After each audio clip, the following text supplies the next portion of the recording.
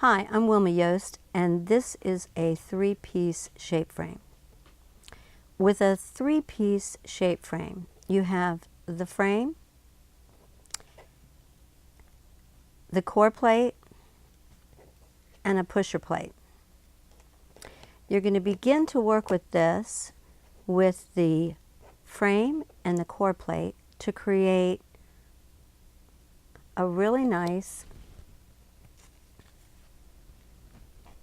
gear shape. With the shape frame, it'll give you the thickness that you want consistently and a perfect shape every time. So you take your frame shape and your core plate, and I'm working on a clear piece of Mylar work surface that comes with the shape frame.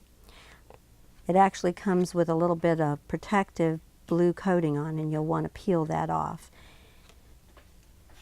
And then you want to take your well-conditioned clay and roll it into a snake, which is going to fill this void or empty space that creates the shape of, in this case, this gear. So we'll roll the snake, and we'll also want to use a resist in this area that we're filling. So we'll take a little bit of cornstarch on a brush and dust it into the core plate and the shape frame. And then we'll take our well-conditioned snake of clay and fill the area in. And I'm going to use the shape frame holder to adjust and hold everything in position. Now initially I used a piece of painter tape along the edge, but I found that the painter's tape got in my way. So now I'm using this little holder which I can lift in and out as I fill the area. So now I want to press the snake of clay into the shape. I start with my fingers at first, and if I really start to do a lot of these, I might even use a sculpture thumb, which helps to fill the area and take a little bit less stress on my joint of my thumb and my finger. If I was making a smaller version, I'd use a smaller tool, and that looks a little bit like this, which is a Kemper tool that's an A3N, has a flat surface that'll fill that area nicely, and a little needle tool on the other side. Or even maybe one of the rubber tipped tools. Again, this one happens to be a Kemper, but it has a nice stiff rubber tip that'll help to push the clay into the empty space. So I'll continue to fill this.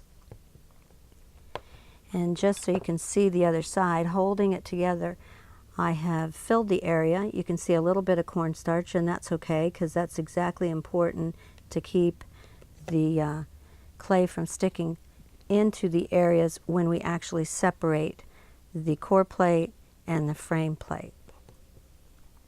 So now I'm going to move this out of the way, and it's much easier to do this than if I had to peel off blue painter's tape. I'll make sure that's really nicely tight.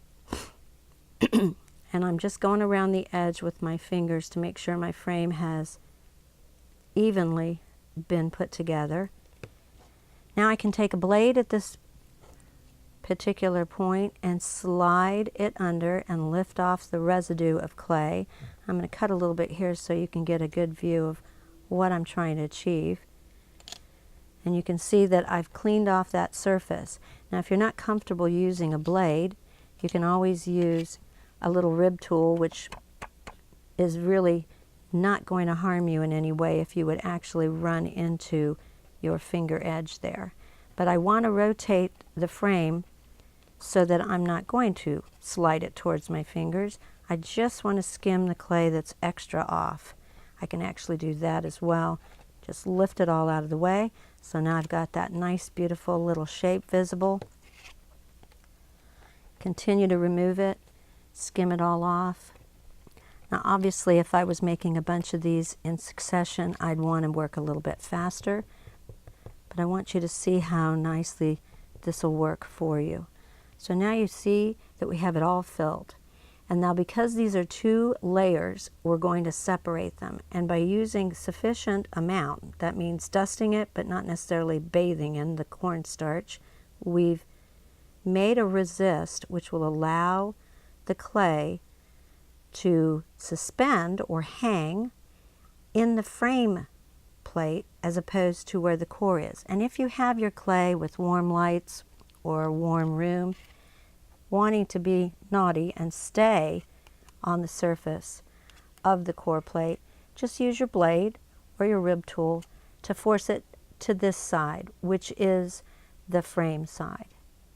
We'll just slide it over like that. Continue to make sure my cornstarch did its job.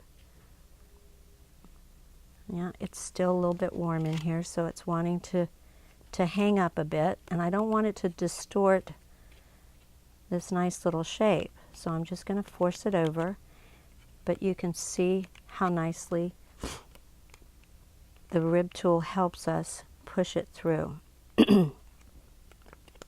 Okay, so we're just about released. Yeah, there we go. Now you can see that it was a little bit too sticky and soft, so although I used a good bit of cornstarch, I also missed an area that I didn't fill, so you can actually see that. Let me see if I can point with something. The end of this brush will show you that that area didn't fill. So at this particular point, I could take, again, a little bit of cornstarch, put it on my Mylar surface so my frame does not stick. This little frame and the clay within it doesn't stick. And then I can take maybe this little clay tool, take a little bit of clay and fill in that little area, and then obviously skim it off just like we did before. So we're stepping out of our actual order of assembling this, but we're solving a little problem that we've got here, which is where I missed a place. So if that would happen to you, that's how you solve it. Then we want to take our our pusher plate. Remember, this has the actual visual of the shape, and we're going to look for that little asterisk so we can line the two up. And then I'm going to lay them on the table and just try to get them to lift off just as beautifully as they can. Here we go. I'm not quite lined up. Let me try that again. Let's see if I'm lined up. Yep, there we go. Now I'm lined up. And it will slide right down, and there's your little shape. Now, if you're not happy with it at all, heaven's sakes, it's not even cooked, so you could just wad this all up and begin again. But if you are happy with it, then it's ready to go into the oven. And I like to cook anything, no matter what size it is, a good 45 minutes in my convection oven. Before I actually lift it out of the frame and apply the pusher plate to it, I could have applied a little bit of texture. So it could have been maybe a little sandpaper sheet that had a nice rough texture on it, which would give this a little bit more detail and give it a more fun appearance and look a little bit more like it's metal. So that is how you use a 3-piece shape frame. Again, just to review, this is the frame, this is the pusher plate, and this is the core plate. And just so that you can see it clearly without any clay involved, we'll lay the two asterisks together, and there is the void area that we filled with the core plate in position. And then obviously when we're ready to separate these two, we'll put the pusher plate behind it. And as you can see, I'll bring this back into view. This is the holder that makes it easier to hold your pieces together, and it basically slides and fits together around any size 3-piece shape frame. So here's a smaller version. Again, we can slide it into position and put the other two sides of the holder around it to assist it. And there you go. 3-piece shape frame.